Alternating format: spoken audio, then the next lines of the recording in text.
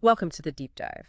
Today, we're looking into a really interesting discussion. It's between Tukiminyan and Thuimin, and it's all focused on this concept of the inner child. That's right. And they raise some pretty big questions, don't they? Like, does everyone actually have a wounded inner child? Exactly. Or some people just, lucky, maybe avoid that. And also, this idea about younger generations.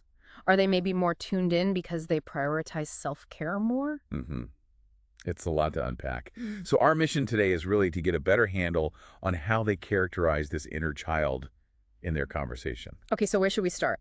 They link self-help and prioritizing yourself to actually recognizing your own issues. Yeah, that's a key point right at the start. The idea seems to be that looking inward is crucial.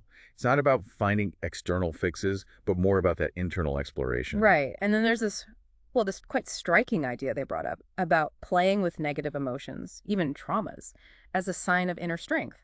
That sounds counterintuitive, doesn't it? It really does at first glance, but the point isn't about, being flippant. It's more about developing this ability, this capacity to sort of look at these difficult feelings, Okay. to acknowledge them, maybe observe them, understand them a bit, without just being swept away. Ah, I see. So not letting them completely overwhelm you. Precisely. Yeah. Like you're aware of the heat, but you don't let yourself get burned, so to speak. And they suggest this skill directly helps our relationships too. How so? Well, being able to be present with others without your own negative stuff kind of spilling out and affecting things, that takes real inner stability, a strong core.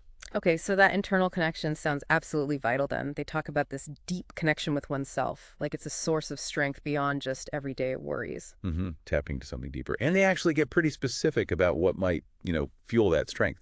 They outline three core needs of this inner child. Oh, interesting. What are they? Okay, so first there's the need for expression and like to prove oneself, Hmm. to feel competent. Right, that drive for accomplishment makes sense. Second is the need for belonging, Hmm. for love, that really fundamental connection piece. Yeah, can definitely relate to that one. And the third one they mention is the need for self-expression, or maybe authenticity, just being your true self. Wow, okay.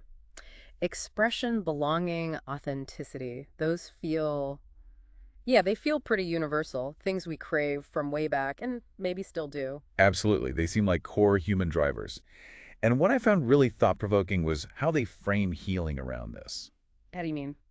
Well, it's not presented as this fixed thing, like you're either healed or you're not. It's more of a spectrum.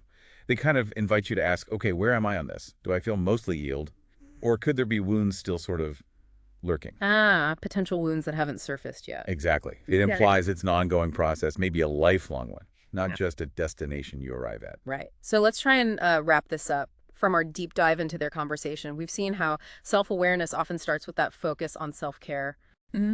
And this challenging idea of engaging with difficult emotions as strength. Yeah, and how vital that internal connection is for, well, everything, resilience, relationships, And then those three core needs they highlighted: expression belonging. and authenticity, all playing out across this continuous journey, the spectrum of healing or maybe potential wounding. Okay.